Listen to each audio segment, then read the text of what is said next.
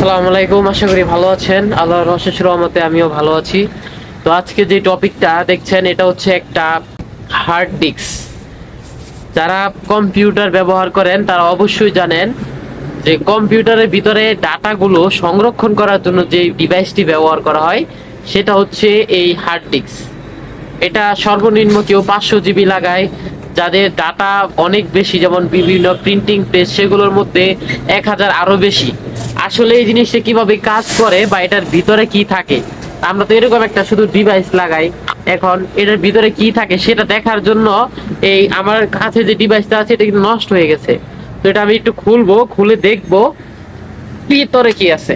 তো প্রিয় দর্শক, এই যে মাত্র ভাঙলাম, এটা হচ্ছে এই যে উপরের পৃষ্ঠ, আর এই দেখেন এই যে ভিতরে, ঠিক আছে, দেখছেন এই যে ভিতরে দেখেন এইরকম একটা সিডির মতো, এটাই মূলত হচ্ছে ঘুরে।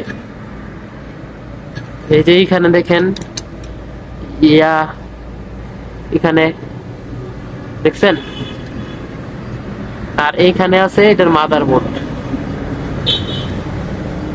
এই জিনিসটার মধ্যে হাজার হাজার তথ্য সংরক্ষণ থাকে। একটা পিসির অন্যান্য নষ্ট হয়ে গেলেও সমস্যা নাই, যদি এটা নষ্ট হয়ে যায় আপনার ডাটাগুলো নষ্ট হয়ে গেছে, এটা যদি ভালো থাকে ডাটাগুলো ভালো থাকবে। তো আজকে এই ভিডিওটি এই পর্যন্তই। সকলে ভালো থাকবেন, সুস্থ থাকবেন, আল্লাহ হাফেজ।